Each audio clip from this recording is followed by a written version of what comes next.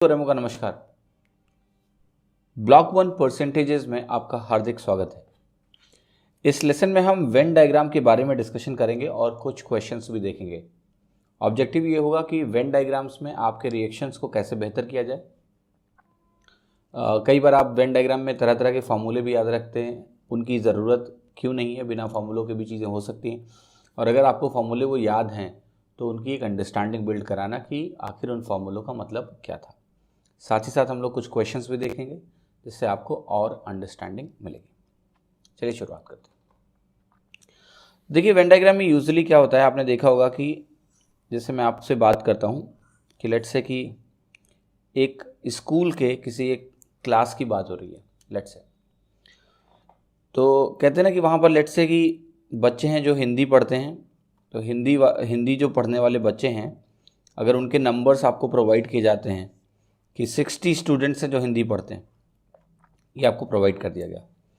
और ये दिया गया कि जो इंग्लिश पढ़ते हैं, वो इंग्लिश पढ़ने वाले बच्चे कितने हैं, लेट्स से वो बोल दिया गया आपसे कि वो 50 हैं, 50 स्टूडेंट हैं जो आपके इंग्लिश पढ़ते हैं।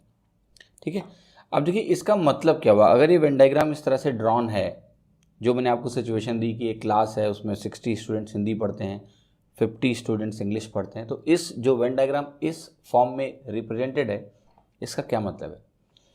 देखिए, वेन डायग्राम में क्या होता है कि हम एक ऐसे करके जैसे एक सर्कल बना रहे हैं, तो इस सर्कल में जब यहाँ पर ऊपर हमने हिंदी लिखा है तो इसके अंदर हम वो चीज़ें लिखते हैं, वो एलिमेंट्स रखते हैं जो हिंदी एज ए सब्जेक्ट पढ़ रहे हैं उस पर्टिकुलर क्लास में, है ना। तो इसके अंदर वो लोग आएंगे जो हिंदी एज ए सब्जेक्ट उस क्लास में पढ़ रहे हैं, वो इस वेन डायग्राम के अंदर रिप्रेजेंट किए जाएंगे। दूसरा जो सर्कल है आपका इंग्लिश वाला, इस तरह से, तो इसमें आप क्या करोगे, उन लोगों को रिप्रेजेंट करोगे आप जो लोग इंग्लिश पढ़ते हैं। ठीक है, अब आप देखो ध्यान से, इसमें एक जो कॉमन एरिया है उसमें आपको रेड भी दिख रहा होगा, ब्लैक भी दिख रहा होगा। अगर मैंने दूसरा डायग्राम यूज़ किया है, इसमें मैंने हिंदी और इंग्लिश को अलग अलग कलर से यूज़ किया, मान लिया रेड से इंग्लिश और ब्लैक से हिंदी। तो जो कॉमन एरिया आपको दिख रहा होगा, जहाँ रेड भी है ब्लैक भी है, ये वाला जो एरिया है, ये वो लोग हैं जो हिंदी भी पढ़ रहे हैं इंग्लिश भी पढ़ रहे हैं। ठीक है, तो ये आपको ध्यान रखना है कि ये जो कॉमन एरिया है, ये कॉमन एरिया है उन दोनों को बिलोंग करता है, और ये बहुत आसान है समझना। ठीक है, यहाँ अगर कोई एलिमेंट मेरे सामने है, मैं इस एलिमेंट की नाम ले रहा हूँ एक्स, तो एक्स एलिमेंट क्या है, ये हिंदी वाला ही है, ये इंग्लिश वाला बिल्कुल भी नहीं है। अगर मैं यहाँ कोई एलिमेंट लेता हूँ वाई, तो वाई जो है इंग्लिश वाला है, ये हिंदी वाला नहीं है, ये बिल्कुल क्लियर है। लेकिन अगर मैंने कोई यहाँ एलिमेंट लिया इस जोन में जेड, तो ये हिंदी और इंग्लिश दोनों वाला है, मतलब ये स्टूडेंट हिंदी भी पढ़ रहा है और ये स्टूडेंट इंग्लिश भी पढ़ रहा है। तो ये आपको बेसिक अंडरस्टैंडिंग समझनी है कि कोई एलिमेंट कहाँ है, अगर किस पोजीशन पे है, तो उसका क्या मतलब है। दोनों के लिए यहाँ होना चाहिए कॉमन एरिया में। अगर हम दोनों की बात कर रहे हैं तो यही वाला जो कॉमन एरिया है इसमें उसको होना पड़ेगा। और अगर हम बात कर रहे हैं कि केवल हिंदी का मतलब वो इंग्लिश में तो बिल्कुल भी ना हो, तो केवल हिंदी वाला एलिमेंट जो है एक्स टाइप के एलिमेंट होंगे, केवल इंग्लिश वाले एलिमेंट जो होंगे वो वाई वाले एलिमेंट्स होंगे। तो ये तो बहुत ही बेसिक फंडामेंटल हुआ। अब देखिए, एक इन्फॉर्मेशन आपको कहीं ना कहीं और जानने की ज़रूरत है, वो ये है कि जैसे मैंने आपको ये बोला कि ये वैल्यू देखिए 60 है जो हिंदी पढ़ रहे हैं, और ये वैल्यू क्या है आपकी 50 है जो इंग्लिश पढ़ रहे हैं। अब आपको एक चीज़ बहुत ध्यान से देखना है कि अगर मैं बोलूँ कि ये जो कॉमन जोन है जो हिंदी और इंग्लिश दोनों पढ़ते हैं, वो 10 बच्चे हैं, 10 स्टूडेंट्स ऐसे हैं जो हिंदी और इंग्लिश दोनों पढ़ रहे हैं। ठीक है, अब मैं आपसे एक क्वेश्चन पूछने जा रहा हूँ, वो बहुत ध्यान से समझना है कि उस क्लास में कितने स्टूडेंट हैं। Number of students in a class, number of students in a class. ठीक है, या जो क्लास रिप्रेजेंटेड है ऊपर, तो इन द क्लास में बोल रहा हूँ क्योंकि हम इस क्लास की बात कर रहे हैं। अब देखिए यहाँ पर क्या है ना, यहाँ पर आपको थोड़ा सा अटेंटिव रहना है, क्योंकि आप इस डायग्राम से तो साफ साफ देख सकते हैं कि देखो 60 पढ़ते हैं हिंदी, 50 पढ़ते हैं इंग्लिश। लेकिन आप एक चीज़ ज़रा ध्यान से देखना, जब भी मैं बात करूँगा हिंदी, लेट से मैंने कहा हिंदी, मैंने लिखा 60 प्लस मैंने लिखा इंग्लिश जो मैंने लिखा 50। अगर आपने हिंदी और इंग्लिश दोनों को लिखा 60 + 50, आप एक बात कहोगे कि ये वाला जो पोर्शन है इसको आपने 2 बार काउंट कर लिया। मैं कहूँगा कैसे, आप कहोगे देखिए जब आपने हिंदी का 60 लिखा तो भी ये वाला पोर्शन काउंट हुआ, राइट, क्योंकि ये हिंदी का जो सर्कुलर पोर्शन है उसमें भी आता है। जब आपने इंग्लिश वाला 50 लिखा तो भी आपने इसको काउंट किया, तो दोनों बार जब आपने 60 लिया तो भी ये एक बार काउंट हुआ, जब आपने ये 50 लिया तो भी ये एक बार काउंट हुआ। लेकिन अगर मुझे ये निकालना था कि हिंदी प्लस इंग्लिश मिला के टोटल यूनिक स्टूडेंट्स कितने हैं, ठीक है, देखो जो बच्चा हिंदी और इंग्लिश दोनों पढ़ रहा है वो दो बच्चा तो नहीं हुआ ना, वो दो बच्चा नहीं हुआ, वो एक ही बच्चा दोनों सब्जेक्ट को पढ़ रहा है, तो हमें उसको काउंट तो एक ही करना है। अगर मैं ये निकालना चाहता हूँ कि टोटल स्टूडेंट्स क्लास में कितने हैं ना, तो मैं उनको दो काउंट नहीं कर सकता हूँ। मैं एक एग्जांपल लेता हूँ कि मैंने बीच में मान लिया यहाँ पर आपको एक नाम दिया, ठीक है, कि सुरेश एक ऐसा लड़का है, सुरेश जो दोनों सब्जेक्ट्स पढ़ रहा है, वो हिंदी भी पढ़ रहा है वो इंग्लिश भी पढ़ रहा है, सुरेश दोनों सब्जेक्ट पढ़ रहा है। लेकिन हम सुरेश को दो तो काउंट नहीं कर सकते ना, जब हम टोटल स्टूडेंट्स क्लास में निकालने जाएंगे तो सुरेश को दो बार थोड़ा ना काउंट करेंगे, एक ही बार करेंगे। लेकिन जब हमने यहाँ 60 + 50 लिखा है तो सुरेश दो बार काउंट हो गए, एक बार हिंदी के साथ भी एक बार इंग्लिश के साथ भी। तो इसमें करना क्या होता है, चूंकि दो काउंटिंग जो इस रीजन की हो गई है, जो कलर्ड रीजन मैंने आपको दिखाया हुआ है जिसकी दो बार काउंटिंग हुई है, उसको हमें काउंट एक ही बार करना है टोटल स्टूडेंट निकालने के लिए। तो आपने यहाँ पर कर दिया -10, तो ये वैल्यू आपकी आ गई 100। अब देखिए ये 100 जो आंसर आया, मैंने क्वेश्चन पूछा था कि नंबर ऑफ स्टूडेंट्स क्लास में कितने हैं, तो आपने निकाला कि 60 + 50 - 10 100 आया, 100 स्टूडेंट क्लास में। आपको पता है ये आपका जो आंसर है 100, ये सही हो भी सकता है और नहीं भी हो सकता है, डिपेंडिंग ऑन क्वेश्चन स्टेटमेंट। ये ध्यान रखना आप।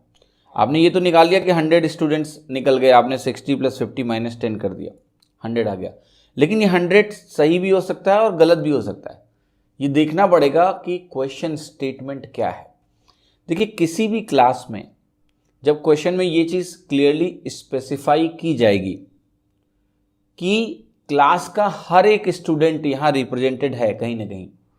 मैंने आपसे ये बोला कि मान लेते हैं क्लास में 110 स्टूडेंट्स हैं, थोड़ी देर के लिए मैं आपको एक सिचुएशन समझा रहा हूँ कि उस क्लास में 110 स्टूडेंट्स हैं।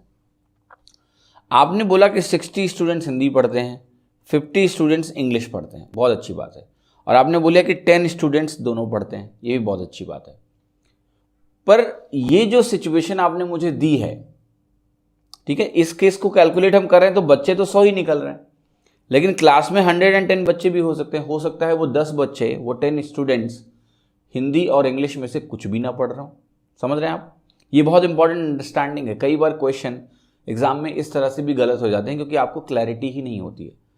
तो जो आपने यहाँ वेन डायग्राम बनाया हुआ है, इस वेन डायग्राम में आपने किसको रिप्रेजेंट किया है?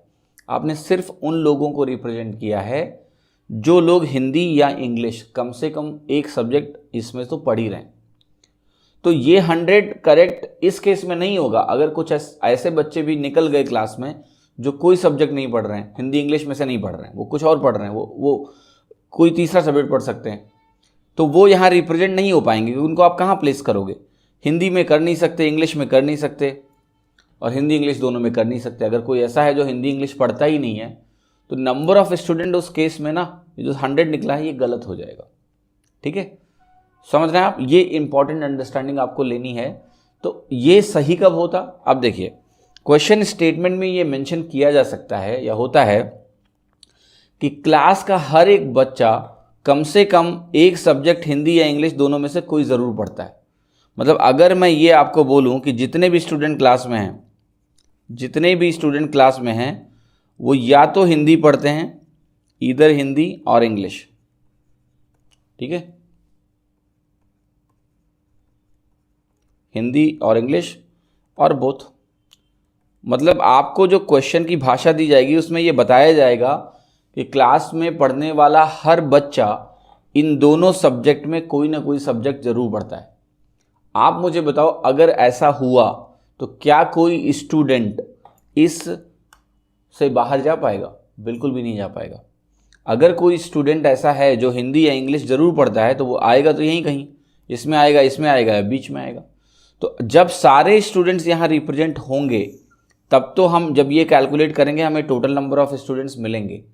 लेकिन अगर कुछ ऐसे स्टूडेंट भी पॉसिबल हैं जो इसमें ना हो, अगर कुछ ऐसे स्टूडेंट भी पॉसिबल हैं जो इसमें ना हो और हमसे पूछा जाए कि बता दो टोटल नंबर ऑफ स्टूडेंट कितने हैं, तो हमारा आंसर क्या होगा? Can not be determined. ठीक है, ये आपको समझना है। नहीं निकाल सकते क्योंकि हमें नहीं पता है कि यहाँ सारे बच्चे रिप्रेजेंटेड हैं या नहीं है। तो ये आप थोड़ा सा ध्यान रखना है जब भी आप किसी क्वेश्चन को लगाओगे कि क्या सारे स्टूडेंट यहाँ रिप्रेजेंटेड हैं। अगर वो सारे स्टूडेंट यहाँ रिप्रेजेंटेड हैं तो फिर तो टोटल निकाल सकते हैं हम लोग, नहीं है तो कैन नॉट बी डिटरमिन्ड होगा। या फिर हमें कुछ और इन्फॉर्मेशन दी जाए, जैसे वो हमें अगर बता देते इस केस में कि 20 स्टूडेंट्स और भी हैं जो कुछ भी नहीं पढ़ते हैं क्लास में, जो कुछ भी नहीं पढ़ते हैं, तो हम कहते हैं 100 तो निकाल लिया हमने इन दोनों के कम्बिनेशन से, प्लस 20 यानी 120 आंसर हो जाएगा। तो आपको थोड़ी एडिशनल इन्फॉर्मेशन भी चाहिए होगी। चलिए आगे बढ़ते हैं। अब देखिए आपको मैं दिखाता हूँ कि वेन में जो आपने फॉर्मूला पढ़ रखा है वो फॉर्मूला कैसे आता है और उसमें भी आपको क्या चीज़ समझने की ज़रूरत है। देखिए आपने पढ़ रखा है कि अगर कोई सेट है, ठीक है, वेन डायग्राम में, जिसमें आप इसको NA बोलते हो। NA का मतलब कि टोटल नंबर ऑफ जो एलिमेंट्स हैं A में वो NA हैं। N का मतलब नंबर से रिप्रेजेंट कर रहे हैं, 100 एलिमेंट हैं, 150 एलिमेंट हैं, ऐसे करके। मैं यहाँ पर लिख रहा हूँ NB। NB का मतलब टोटल नंबर ऑफ एलिमेंट्स जो B हैं या B को बिलोंग करते हैं वो NB है। और ये वाला जो रीज़न होता है ना, ये वाला जो रीज़न होता है इसको कॉमन रीज़न बोलते हैं, जो दोनों में आता है। जब ये रीज़न दोनों में आएगा तो आप इसको क्या बोलोगे, आप इसको बोलोगे NA इंटरसेक्शन P। इंटरसेक्शन का जो सिंबल होता है इसका मतलब होता है एंड भी बोलते हैं इसको। तो NA NB और NA इंटरसेक्शन B का मतलब ऐसे एलिमेंट्स जो A और B दोनों में है उनको ऐसे बोला जाता है। साथ ही साथ अगर मैं आपको ये इन्फॉर्मेशन दे दूं, ठीक है, कि मुझे अब ऐसे लोग निकालने हैं, मुझे ऐसे लोग कैलकुलेट करने हैं जो A में हो या B में हो। देखिए A में हो या B में हो का क्या मतलब है, आप यही निकालना चाहते हो ना कि पूरा का पूरा जो आपका ये वेन डायग्राम आपके सामने ड्रॉन है उसमें टोटल कितने लोग हैं, टोटल कितने यूनिक लोग हैं, ये ध्यान से समझना है आपको। पूरा निकालना है जब आपको कंप्लीट, तो हम इसको ऐसे भी बोल सकते हैं NA और B। और B का मतलब या तो A में हो या तो B में हो, दोनों में भी हो सकता है, ठीक है। तो उस केस को अगर हमें कैलकुलेट करना है कि मैं निकालना चाहता हूं कि NA और B, और को हम यूनियन के सिंबल से रिप्रेजेंट करते हैं। यूनियन मतलब हम कंबाइन कर रहे हैं। हम ये निकालना चाहते हैं कि टोटल कितने एलिमेंट इस वेन डायग्राम में रिप्रेजेंट किए गए हैं, तो उसको हम इस सिंबल से लिखते हैं NA यूनियन B। अब देखो ध्यान से, आप कहोगे फिर से NA प्लस NB, ये दो चीज़ें तो आप पहले ही लिखोगे कि A और B को हम ना जोड़ लेते हैं। लेकिन जब आप A और B को जोड़ोगे तो एक प्रॉब्लम आएगी। आपको मैं कुछ येलो रीजन से मार्क कर रहा हूँ, इसको ज़रा ध्यान से देखना। ये जो येलो वाला रीजन है ना, ये 2 बार काउंट हो गया, जैसे मैंने पिछला आपको समझाया अभी। एक बार ये काउंट हो गया जब आपने NA लिखा। NA लिखा तो NA का है, आप बताओ NA में ये येलो वाला रीजन आएगा कि नहीं आएगा? यस, उस सर्कल के अंदर आता है तो क्या आएगा, ज़रूर आएगा। फिर जब मैं NB लिख रहा हूँ तो उस NB के अंदर भी एक बार आ गया, ठीक है, NB के अंदर भी ये येलो वाला रीजन एक बार आ गया। लेकिन जब आप A यूनियन B निकाल रहे हो, A और B कैलकुलेट करने की कोशिश कर रहे हो, तो आप किसी एक एलिमेंट को 2 बार नहीं गिन सकते, ठीक है। यह आपको ध्यान से समझना है। मैं आपसे कहूँ कि आप लेट्स से कि एक रेस्टोरेंट में गए, तो रेस्टोरेंट में 2 टाइप के आइटम्स रखे हुए हैं, ठीक है, 2 टाइप के आइटम्स रखे हैं। एक स्वीट आइटम है, एक आपका आइटम जो है वो सॉल्टी आइटम है, ठीक है। एक स्वीट आइटम है, एक सॉल्टी आइटम है। अब आपने क्या किया कि कुछ लोगों ने स्वीट वाला आइटम खाया, कुछ लोगों ने सॉल्ट वाला आइटम खाया और कुछ लोगों ने दोनों खाया, ठीक है। ये तीनों डेटा अगर आपके पास अवेलेबल हैं, ठीक है, कि मैं आपको ऐसे बोल रहा हूँ कि देखो स्वीट वाला आइटम जो खाया लोगों ने उसको मैं NS बोल देता हूँ, स्वीट, N स्वीट। कितने लोगों ने मीठा वाला आइटम खाया वो मैं आपसे बोल देता हूँ कि लेट्स से 100 लोग हैं। और फिर मैं बोलता हूँ कि N जो हैं, जिन लोगों ने सॉल्ट वाला आइटम खाया वो लेट्स से मैं कहूँ 50 लोग हैं। और फिर मैं कहूँ जो दोनों खा के आए हैं, जो जिन्होंने स्वीट भी खाया है इंटरसेक्शन सॉल्ट भी खाया है, वो ऐसे 10 पर्सन्स हैं। साथ ही साथ मैं आपको ये बोल रहा हूँ कि जितने भी लोग गए थे उनमें से सब ने कुछ ना कुछ ज़रूर खाया है। मतलब ऐसा नहीं है कि वो नहीं खाएंगे, वो कहेंगे हम कुछ भी नहीं खाएंगे, तो कुछ ना कुछ उन्होंने ज़रूर खाया। अब ध्यान से देखना, आपसे मैं अगर पूछूं कि बताओ कितने लोग हैं, ठीक है, तो आप कहोगे कि N स्वीट N सॉल्ट का सम करेंगे तो 150 आएगा। लेकिन 150 करेक्ट नहीं है, क्योंकि 10 लोग इसमें शामिल हैं जिन्होंने सॉल्ट भी खाया, 10 लोग इसमें शामिल हैं जिन्होंने स्वीट भी खाया, क्योंकि 10 लोग ऐसे हैं जो दोनों खा रहे हैं। तो मुझे उनको 2 बार काउंट नहीं करना है, मुझे एक ही बार करना था। मैं एक पर्सन को 2 बार काउंट नहीं कर सकता हूं अगर मैं सिर्फ ये जानना चाह रहा हूं कि कितने लोग हैं। तो इसलिए मैंने यहाँ 10 माइनस किया और मुझे वैल्यू कितनी मिली, 140। समझ रहे हैं? तो इस सिनेरियो को आपको समझना है कि जब हम किसी जोन को 2 बार काउंट करते हैं तो उसको हमें एक बार माइनस करना पड़ता है, ताकि काउंटिंग एक ही बार हो, 2 बार ना हो। तो अब इसको जो फॉर्मूला फॉर्म है, अगर आपको करेक्ट करना है तो आप क्या करोगे? देखिए, ये वैल्यू जो है ना, ये यहाँ लिखी है, ये गलत है। फॉर्मूला फॉर्म जो होगा वो बनेगा NA union B is equal to NA। आप देखना NA वाला सर्कल, आप देखना NB वाला सर्कल। आपको पता है LO वाला रीजन 2 बार काउंट हुआ है, उसको मुझे एक बार हटाना पड़ेगा और हटाने के बाद मेरी वैल्यू आ जाएगी। ठीक है, तो ये तो आपका हो गया फॉर्मूला कि NA union B NA plus NB minus NA intersection B के बराबर होता है, जहाँ पर ये कॉमन वाला रीजन होता है। ये फॉर्मूला आपने रटा हुआ होगा, पर इसकी ज़रूरत नहीं है। आप पहली बात तो इसको समझ लो, तो आप ये समझ जाओगे कि ये फॉर्मूला तो आप खुद भी कभी भी लिख सकते हो, इसमें रटने की क्या ज़रूरत है अगर आपकी अंडरस्टैंडिंग है। साथ ही साथ आपका रिएक्शन बेहतर करने के लिए मैं आपको कुछ और बताऊंगा जो आपको कहने की समझना है। ठीक है, तो चलिए थोड़ा और सिचुएशन समझते हैं। देखिए, आपके सामने मैंने एक वेन डायग्राम ड्रॉ किया है और ये मैं बात कर रहा हूँ लेट्स से एक देश की जिसका नाम है अजब देश। तो इस अजब देश की खास बात क्या है कि इसमें जितने भी इसके सिटीजन हैं, जितने भी लोग हैं इस कंट्री में, टोटल लोग कोई ना कोई एक अखबार जरूर पढ़ते हैं। या तो वो A अखबार पढ़ेंगे या तो वो B अखबार पढ़ेंगे। 2 ही टाइप के अखबार चलते हैं वहाँ पर, न्यूज़पेपर है, और उनको एक ना एक पढ़ना ही है, पढ़ते ही हैं। इसका ये मतलब हुआ कि जो पूरी की पूरी पॉपुलेशन है ना, वो यहाँ रिप्रेजेंट हो जाएगी। ये बहुत इंपॉर्टेंट है किसी भी वेन डायग्राम क्वेश्चन में अंडरस्टैंड करना कि कौन से लोग यहाँ रिप्रेजेंट हो रहे हैं।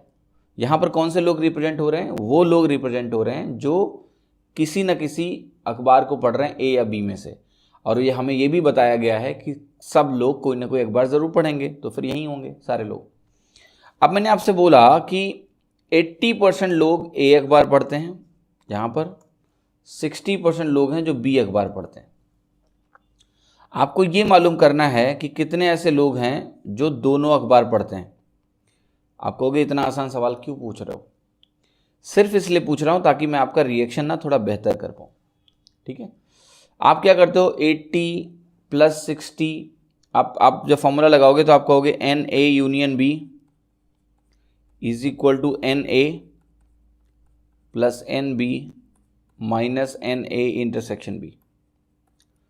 तो आप कहोगे ये वैल्यू जो है मुझे पता है कितना है, 100%। क्यों? क्योंकि पूरी पॉपुलेशन यहाँ रिप्रेजेंट हो रही है। जो मैंने आपको बताया अभी कि अगर पूरी पॉपुलेशन में से एक ना एक अखबार वो लोग पढ़ ही रहे हैं, A या B, तो पूरी की पूरी पॉपुलेशन यहाँ रिप्रेजेंट हो रही है। तो ये तो 100% हो गया। फिर देखो NA की वैल्यू निकालोगे तो क्या आ जाएगी आपकी 80%, NB की वैल्यू कितनी आ जाएगी आपकी 60%, माइनस NA इंटरसेक्शन B जो कि हमें आपको निकालना है। ऐसे करते हो आप। फिर आप कहोगे यहाँ से कैलकुलेट करेंगे तो NA इंटरसेक्शन B निकल के कितना आ जाएगा, 140 और 100, यानी आपका 40% वैल्यू मिल जाएगा अगर आप सब्ट्रैक्ट करते हो तो। यानी 40% लोग ऐसे हैं जो दोनों पढ़ते हैं। मैं आपका रिएक्शन बेहतर कैसे कराऊंगा ये आप ध्यान से देखना। आपको ये मालूम है कि टोटल 100% होना है, ठीक है, क्योंकि पूरी पॉपुलेशन को अगर हम यहाँ रिप्रेजेंट कर रहे हैं तो टोटल पॉपुलेशन परसेंटेज के टर्म में कितनी कहलाती है, 100%। सो इसका टोटल 100% होना चाहिए। फिर आप जैसे ही A और B को सम करोगे, A और B को अलग अलग अगर आप सम करते हो तो आपको क्या मिलेगा, 140%।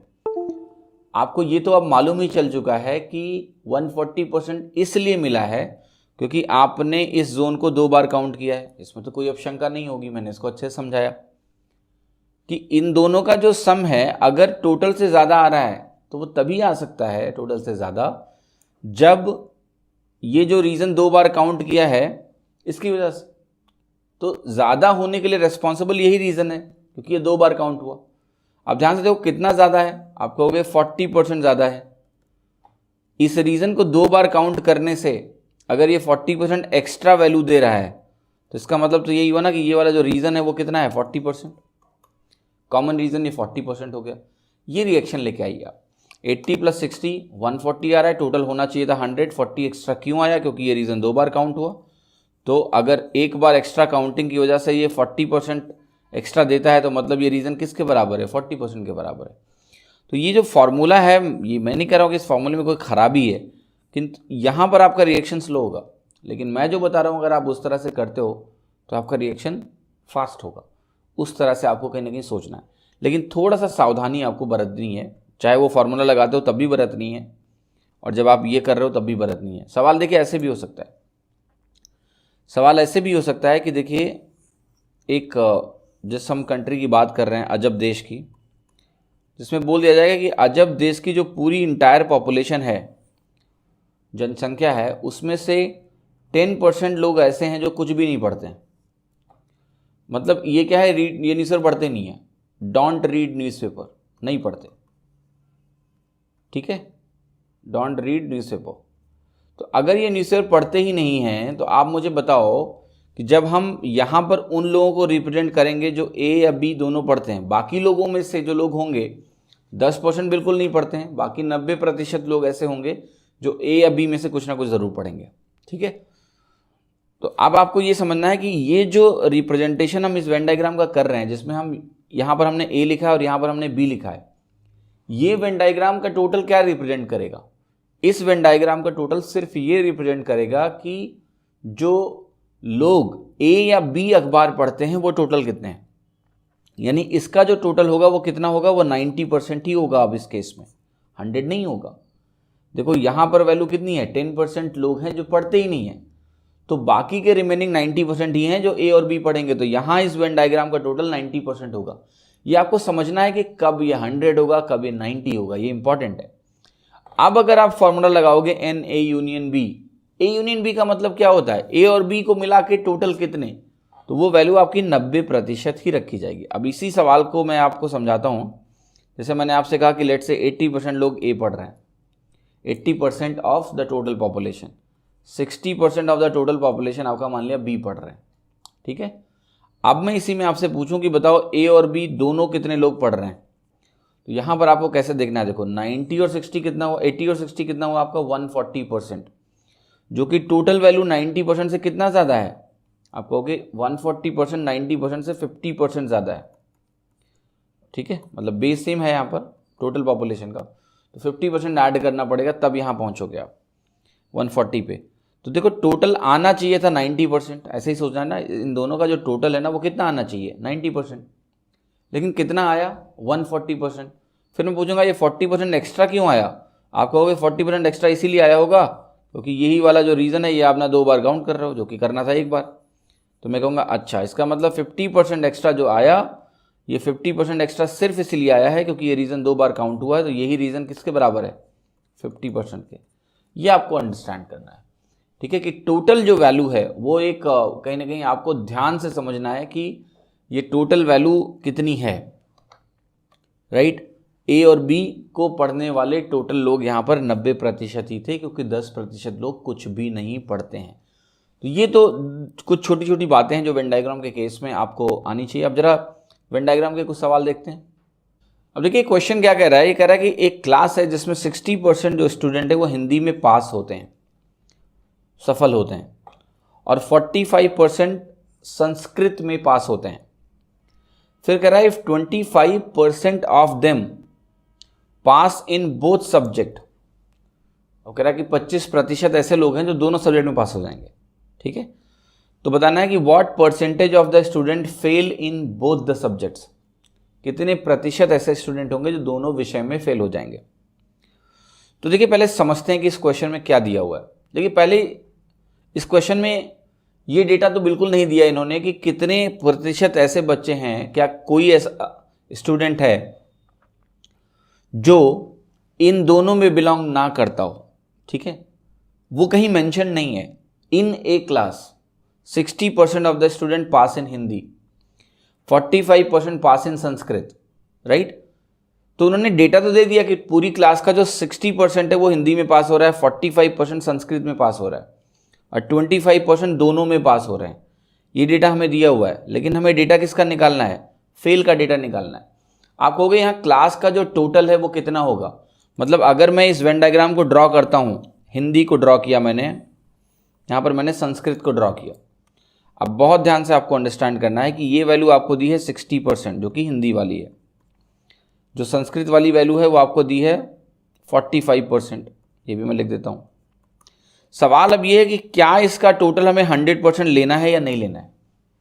100% टोटल हम इसका तभी लेंगे ना जब हमें पता है कि कम से कम ये सिचुएशन दी है कि हर एक बच्चा किसी न किसी सब्जेक्ट में पास हो रहा है, हिंदी में पास हो रहा है या संस्कृत में पास हो रहा है।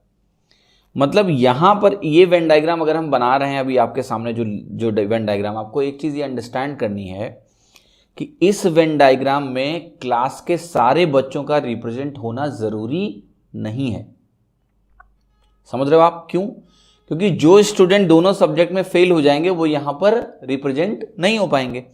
हमने जो वेन डायग्राम बनाया है वो पास स्टूडेंट को लेके बनाया, हिंदी में 60% पास, संस्कृत में 45% पास, और ये जो बीच वाला रीजन है इसमें दोनों में जो पास हुए हैं, जो कि यहाँ पर वैल्यू दी है 25%, 25% लिख दिया मैंने। तो आपको ये समझ में आना चाहिए कि इस वेन डायग्राम में क्लास के वो बच्चे नहीं होंगे जो दोनों में फेल हो गए। ठीक है, यानी क्लास में अगर 100% है स्टूडेंट्स की स्ट्रेंथ, वो सारा 100% यहाँ नहीं है, यहाँ पर सिर्फ वो लोग हैं जो पास हुए हैं किसी न किसी एक विषय में या सब्जेक्ट में। तो निकाल लेते हैं। आप पहले इस वेन डायग्राम का टोटल निकालो। अगर आप इस वेन डायग्राम का टोटल निकालते हो तो क्या निकलेगा?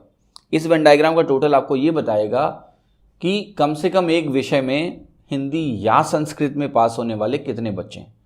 तो कैसे निकलेगा? आप कहोगे 60 + 45 करेंगे तो 105% आएगा, पर आपको पता है ये रीजन 2 बार काउंट किया है आपने। अगर डायरेक्ट सम किया तो 2 बार काउंट हुआ। 60 + 45 105%, तो इस 25% को माइनस करोगे। 105 - 25 का मतलब हो गया 80%। इसका मतलब हिंदी या संस्कृत में पास होने वाले जो बच्चे हैं वो 80% है। अब बाकी के वो 20% कौन से लोग हैं? ये वो लोग हैं जो किसी भी सब्जेक्ट में पास नहीं हुए, हिंदी संस्कृत दोनों में नहीं पास हुए।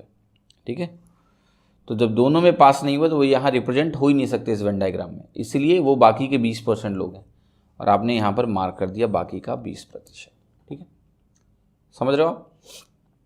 और यहाँ आपको एक चीज़ अंडरस्टैंड करना है कि what percentage of student fail in both subjects. ठीक है, बोथ सब्जेक्ट का मतलब वो बात यहाँ हिंदी और संस्कृत की ही कर रहे हैं।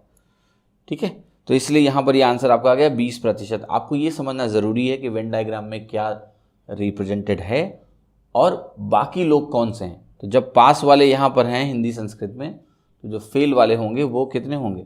20% होंगे। आपके दिमाग में एक सवाल ये आ सकता है, ठीक है, कि क्या पता सारे लोगों ने एग्ज़ाम ना दिया हो, कुछ लोग एब्सेंट रहे हों। देखिए, पहली बात तो ये कि ज़्यादा दिमाग ना लगाओ, सारे आंसर्स आपके डेफिनेट आंसर्स दिए हैं और कोई और डेटा नहीं दिया हुआ है, तो उस दिशा में अननेसेसरीली आपको नहीं सोचना है। ठीक है, कि कुछ लोग एब्सेंट होंगे, तो क्या जो एब्सेंट लोग हैं वो फेल की कैटेगरी में आएंगे या नहीं आएंगे? बिल्कुल फेल की कैटेगरी में ही आएंगे, और वो डेटा आपको यहाँ मेंशन भी नहीं है। एब्सेंट की बातें आपको नहीं सोचनी है। ठीक है, अगला सवाल देखते हैं। तो ये सवाल में कह रहा है कि एक एग्जामिनेशन में 70% स्टूडेंट इंग्लिश में पास हुए। ठीक है, 70% प्रतियोगी अंग्रेजी में, 80% प्रतियोगी गणित में सफल होते हैं, पास होते हैं। फिर कह रहा है 10% failed in both the subject. Right, और एक चीज़ देखिएगा, परसेंटेज का बेस नहीं लिखा हुआ है। 10% failed in both the subjects, तो हमें यही मान के चलना है कि एग्जामिनेशन में जो लोग अपीयर हुए हैं उसमें से 10% लोग, टोटल बेस कुछ नहीं दिया है तो मतलब टोटल बेस जितने अपीयर हुए उसका, वो दोनों सब्जेक्ट में फेल हुए हैं। और कह रहा है कि if 144 student passed in both, candidate passed in both subjects, the total number of candidates was, total candidates कितने थे, है ना। तो बहुत आसान है, जरा समझते हैं पहले कि क्या दिया हुआ है। मैं जो वेन डायग्राम बना रहा हूँ वो पास के रिस्पेक्ट में बना रहा हूँ, ये आपको ध्यान समझना है। पास स्टूडेंट, तो यहाँ आपका 70% हो गया इंग्लिश। ठीक है, 70% इंग्लिश, 80% आपका क्या हो गया? मैथमेटिक्स। ठीक है, ये आपको ध्यान समझना है। 70% इंग्लिश में पास हो गए, 80% आपके मैथमेटिक्स में पास हो गए। फिर कह रहा है 10% जो है दोनों सब्जेक्ट में फेल हो गए। ये बहुत इंपॉर्टेंट शब्द है कि 10% दोनों विषयों में फेल हो गए। आपको उससे मैं पूछना है मुझे कि क्या वो 10% इस वेन डायग्राम में आएंगे? नहीं आएंगे, क्योंकि ये जो वेन डायग्राम मैंने बनाया है, आप ध्यान से देखो तो ये वेन डायग्राम है इंग्लिश में 70% पास का, और ये वेन डायग्राम है आपका मैथमेटिक्स में 80% पास का और उनका इंटरसेक्शन। इस वेन डायग्राम में उन्हीं को जगह मिलेगी जो कम से कम एक विषय में पास हो रहे हैं, इंग्लिश में या मैथ में। जो दोनों में फेल हो रहे हैं उनको आप कहाँ बिठाओगे? आप कहोगे आपके लिए मेरे पास जगह नहीं है। तो अगर 10% दोनों में फेल हो रहे हैं तो ये पूरा वेन डायग्राम सिर्फ और सिर्फ 90% को रिप्रेजेंट करेगा टोटल। अगर 10% दोनों में फेल हुए हैं तो कम से कम एक विषय में पास होने वाला 90% बच्चा होगा। सो 90% इसका टोटल हुआ। अब देखो क्या डेटा और दिया हुआ है। एक डेटा ये दिया हुआ है कि ये जो कॉमन रीजन है ना, इसकी वैल्यू दी है 144, पासिंग इन बोथ, दोनों में पास होने वाले मतलब क्या है? Common region. यही तो, इंग्लिश में भी पास, मैथ में भी पास। इसकी वैल्यू आपको नंबर्स के टर्म में दी है 144। अब आप इसकी वैल्यू निकाल लो प्रतिशत के टर्म्स में। कैसे निकलेगी? आप कहोगे टोटल हमें लेना है 90, 70 और 80 का जो सम है वो 150 आ रहा है। 70 और 80 का सम कितना आ रहा है सर? 150% आ रहा है। आना कितना चाहिए था? 90। 60% ज़्यादा आया। तो वो 60% ज़्यादा क्यों आया? क्योंकि ये रीज़न जो 2 बार काउंट हुआ इसने 60% बढ़ा दिया। तो यानी 60% की वैल्यू कितनी होगी? 144। 60% अगर आपका 144 है तो आपको ये कैलकुलेट करना है ना कि प्रतियोगियों की संख्या क्या थी। तो आपको वैल्यू कितनी निकालनी है? आपको वैल्यू निकालनी है 100% की, है ना। तो 100% यहाँ से आप कैलकुलेट करो, कितना आ जाएगा आपका? 200 आ रहा है? नहीं, ये वैल्यू आपकी आ जाएगी 240। ठीक है, 200 से थोड़ा सा ज़्यादा ही तो है, आप ऐसे लगा लो ना, 6 से डिवाइड करो तो आपकी वैल्यू आ जाएगी 6 2 एंड देन 6 4। तो 100% आपका 240 आ गया यहाँ पर, जो कि ये सही उत्तर है। बस बेसिक्स अंडरस्टैंड कर लोगे तो क्वेश्चंस आपको परेशान नहीं करेंगे। अगला सवाल देखते हैं। देखिए क्वेश्चन कह रहा है कि एक एग्जामिनेशन में 34% फेल हो गए मैथमेटिक्स में और 42% फेल हो गए इंग्लिश में। अगर 20% फेल्ड इन बोथ सब्जेक्ट, 20% जो है दोनों में फेल हो गए, तो बताना है कि percentage of students who passed in both subject. Fail का डेटा दिया है, पास का डेटा निकालना है। आपसे एक सवाल पूछ रहा हूं कि जैसे मैंने फेल वालों का लेट से यहां पर वेन डायग्राम बनाया, फेल वालों का 34% जो है ये मैथमेटिक्स में फेल हो गए, ठीक है, यहां लिख दिया। 42% आपके इंग्लिश में फेल हो गए, यहां 42% लिख दिया। अब कह रहा है 20% दोनों में फेल हो गए, तो ध्यान से देखना ये वाला जो रीजन है ना, ये दिया है 20%। पूछ रहा है कितने लोग हैं जो दोनों सब्जेक्ट में पास हुए इस इम्तिहान में, एग्जाम में। अब मैं आपसे बोल रहा हूं कि ये जो वेन डायग्राम है ये क्या है? ये वेन डायग्राम है फेल स्टूडेंट का डेटा। यानी इन दोनों वेन डायग्राम्स में, ये जो वेन डायग्राम आपके सामने बना हुआ है, इसमें उन्हीं लोगों को स्थान मिलेगा, जगह मिलेगी जो कम से कम एक विषय में फेल हुए हों। पास होने वालों को जगह नहीं मिलेगी। 34% वो हैं जो मैथ में फेल हुए, 42% वो हैं जो इंग्लिश में फेल हुए, 20% वो हैं जो दोनों में फेल हुए। पास होने वालों को इस वेन डायग्राम में जगह नहीं मिलेगी। तो अगर टोटल जिन लोगों ने एग्ज़ाम दिया वो 100% हैं, तो यहाँ से जो लोग निकलेंगे वो निकलेंगे जो कम से कम एक विषय में फेल हुए। बाकी कौन से लोग होंगे? जो दोनों में पास हुए। 100% टोटल है, यहाँ से कुछ वैल्यू निकलेगी उन लोगों की जो कम से कम एक विषय में फेल हुए हैं। तो निकालते हैं जरा। 34 और 42 आप जरा ऐड करिए, आपको वैल्यू मिलेगी 76। देखिए 34 और 42 कितना मिला? 76। आपको पता है ये रीज़न 2 बार काउंट हुआ होगा, एक बार माइनस कर लो। 76 माइनस 20 कितना हो गया? 56%। 100% टोटल लोग थे, जिसमें आप कह रहे हो कि 56% लोग ऐसे हैं जो कम से कम एक विषय में फेल हुए हैं। तो बाकी के जो 44% लोग होंगे वो कैसे लोग होंगे? जो कम से कम एक विषय में, या जो दोनों विषय में पास हुए हों। फेल वाला होता तो यहाँ आ जाता। तो बाकी के 44% ऐसे लोग हैं जो दोनों विषयों में पास हुए हैं। ठीक है, तो ये क्वेश्चन कह रहा है कि एक एग्जामिनेशन में 52% स्टूडेंट हिंदी में फेल हो गए, 42% इंग्लिश में फेल हो गए, 17% failed in both subjects. What percentage of student passed in both subjects? ये सवाल आपको मेंटली ही करना चाहिए। वीडियो पॉज करके पहले खुद से करिए, मेंटली सोचिए, फिर ही देखिएगा एक्सप्लेनेशन। तो देखिए इसमें क्या दिया हुआ है, 52% यहाँ दे दिया, 42% यहाँ दे दिया, 17% यहाँ दे दिया। आप ये वो बच्चे हैं जो कम से कम एक विषय में फेल हुए हैं, इनका आप टोटल निकालना, इनका सम कितना हो गया 94%, और 94 में आपने 17% को कम कर दिया तो ये हो गया आपका 77%। ठीक है, 77% वो लोग हैं जो कम से कम एक विषय में फेल हुए हैं। तो टोटल वैल्यू आपकी कितनी 100%। ठीक है, जो एग्ज़ाम में अपीयर हुए 77% अगर एक विषय में फेल होते हैं तो 23% लोग दोनों विषयों में पास होंगे, क्योंकि वही लोग यहाँ नहीं हैं जो दोनों विषयों में पास हुए हैं। जो बच्चा फेल हुआ है किसी भी सब्जेक्ट में वो तो यहाँ आई है, ठीक। तो जो नहीं है वो हैं जो दोनों विषयों में पास हो गए। तो मैं यहाँ पर वैल्यू दे रहा हूँ आपको 23% की, जो इसका सही उत्तर है। तो इस सवाल में क्या कह रहा है, कह रहा है कि एक ग्रुप ऑफ स्टूडेंट है, एक समूह है छात्रों का, जिसमें 70% लोग इंग्लिश बोलते हैं। 70% बच्चे क्या बोलते हैं, इंग्लिश। 65% हिंदी बोलते हैं। ठीक है, if 27% of student can speak none of two language, कह रहे हैं 27% लोग ऐसे भी हैं जो कोई भी भाषा नहीं बोलते हैं। अब जरा बहुत ध्यान से समझाऊंगा मैं आपको। तो कह रहा है then what is the percent of group that can speak both language, मतलब इसमें से आपको ये बताना है कि कितने प्रतिशत ऐसे लोग हैं, what percent of group can speak both language, जो दोनों भाषाएं बोल सकता है। ठीक है, तो देखिए ज़रा इसके बारे में आपको ज़रा समझाता हूँ। ये आपका हो गया वेन डायग्राम आपके सामने। ये कह रहा है 70% लोग इंग्लिश, 65% लोग हिंदी, 27% कुछ भी नहीं बोल सकते, none of the two languages. इसका मतलब ये हुआ, ध्यान से देखना हो, कि पहली बात तो यहाँ किसी तीसरी भाषा की बात नहीं की गई है। ठीक है, तो आपको ज़्यादा कंफ्यूज नहीं होना है, सारे ऑप्शंस भी डेफिनेट आंसर हैं, यहाँ दो ही भाषाओं की बात हो रही है। ठीक है, तो मैं कह रहा हूँ कि अगर मैंने इस वेन डायग्राम को बनाया तो ये वेन डायग्राम क्या रिप्रेजेंट करेगा, ये वेन डायग्राम ये रिप्रेजेंट करेगा कि कितने ऐसे लोग हैं जो इंग्लिश या हिंदी बोल सकते हैं।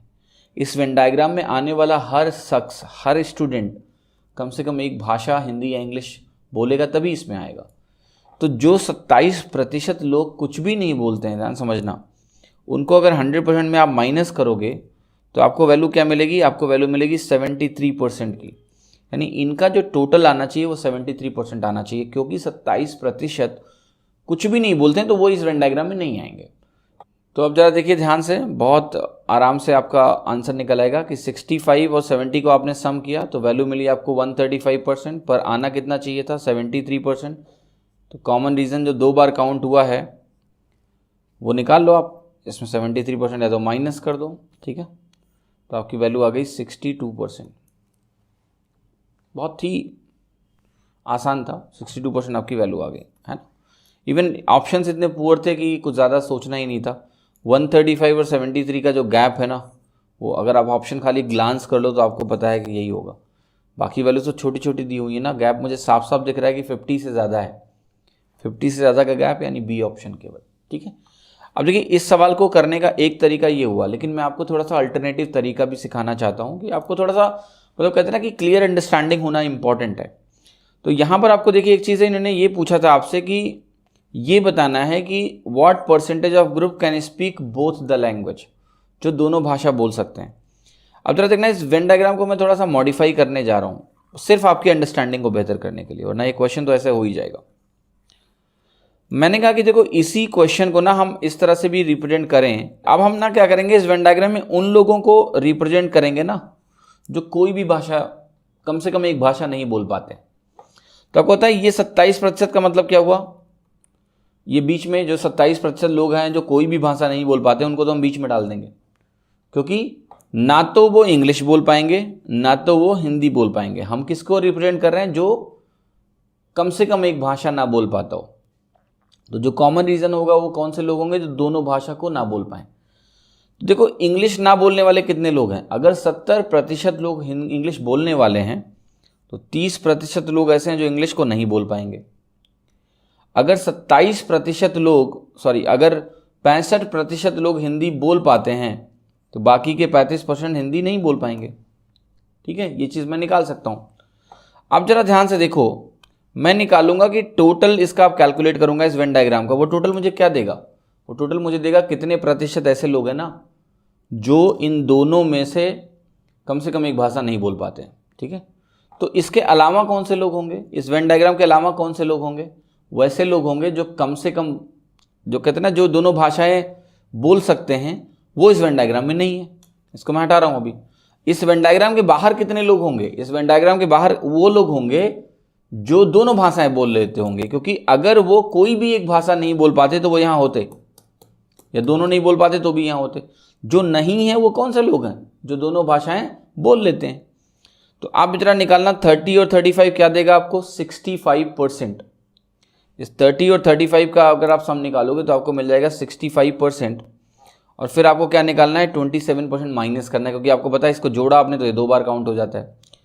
तो ये जो वैल्यू आपकी निकल के आएगी, वो वैल्यू आपकी निकल के आएगी 38%, है ना। आप ऐसे ही माइनस कर सकते थे कि आप सीधा 30 में 27 माइनस करते तो ये बाहर वाला रीजन कितना हो जाता, 3%, और ये पूरा कितना है, 35 और 3 38। अब 38% ऐसे लोग हैं जो कम से कम एक भाषा नहीं बोल पाते हैं। तो बाकी के जो 62% लोग होंगे वो ऐसे लोग होंगे जो दोनों भाषाएं आराम से बोल सकते हैं। ठीक है, तो देखिए इस क्वेश्चन में क्या कह रहा है कि एक एग्जामिनेशन में 65% student passed in mathematics, 48% passed in physics, 30% passed in both, how much percent of student failed in both the subjects. इस क्वेश्चन को आप मेंटली करिए, है ना, पेन मत उठाना। अंडरस्टैंडिंग अगर आपकी बिल्ट हुई है तो आप अब उस वेन डायग्राम को विजुअलाइज करने की कोशिश करेंगे। देखिए पास स्टूडेंट का डेटा दिया हुआ है 65%, 48% और 30% दोनों में। आपको पता है इस वेन डायग्राम को जब आप बनाओगे तो आप क्या निकाल सकते हो कि टोटल कितने ऐसे स्टूडेंट हैं जो कम से कम एक विषय में पास हुए, एक सब्जेक्ट में पास हुए, राइट। ये इंपॉर्टेंट है आपको समझना। अब देखिए ये जो 65 है और ये 48 है, इसका जो सम होगा वो आपको कहीं ना कहीं कैलकुलेट करने की ज़रूरत है, जो कि आपको मिलेगा 113%।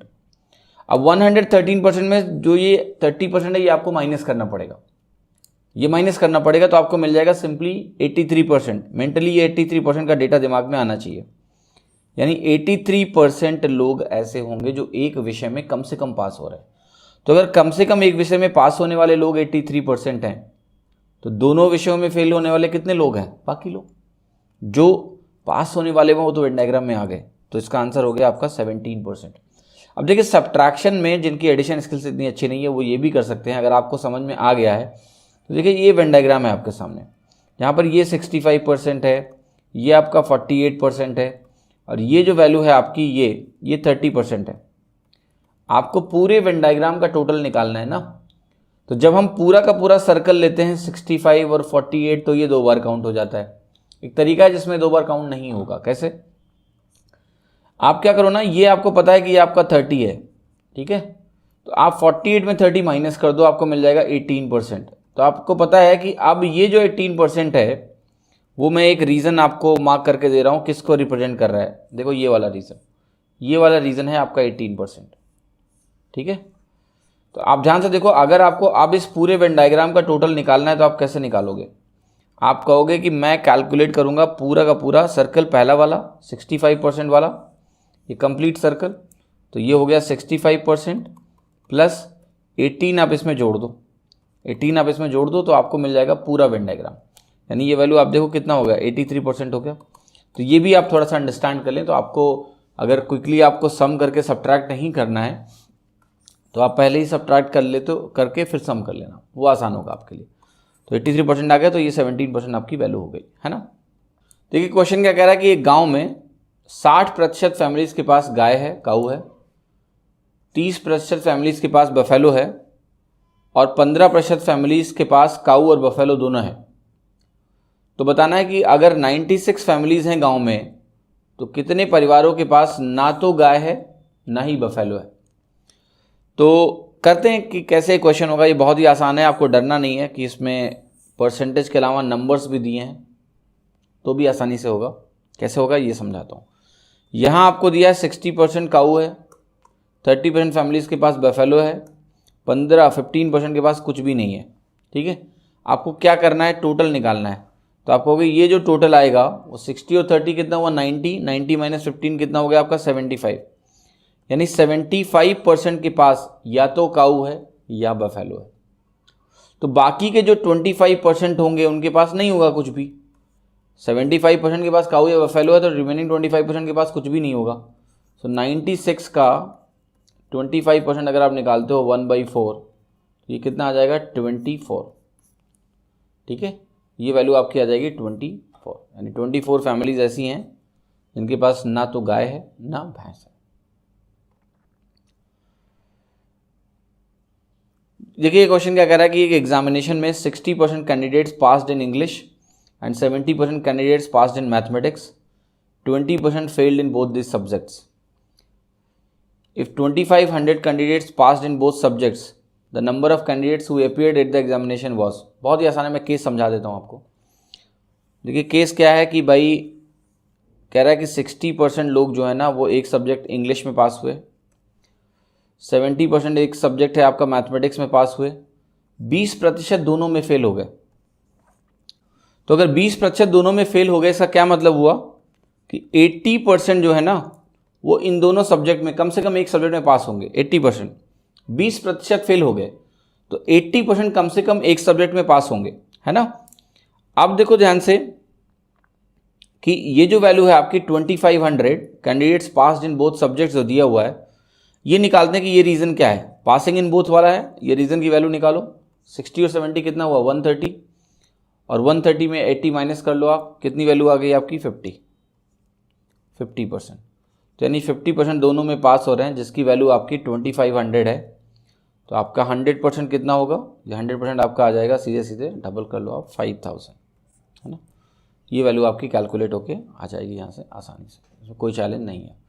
तो ये कुछ बेसिक क्वेश्चन है वेन डायग्राम के जो हमने इस लेसन में किए हैं।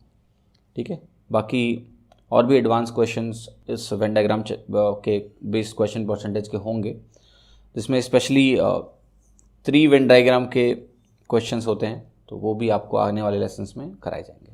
Thank you.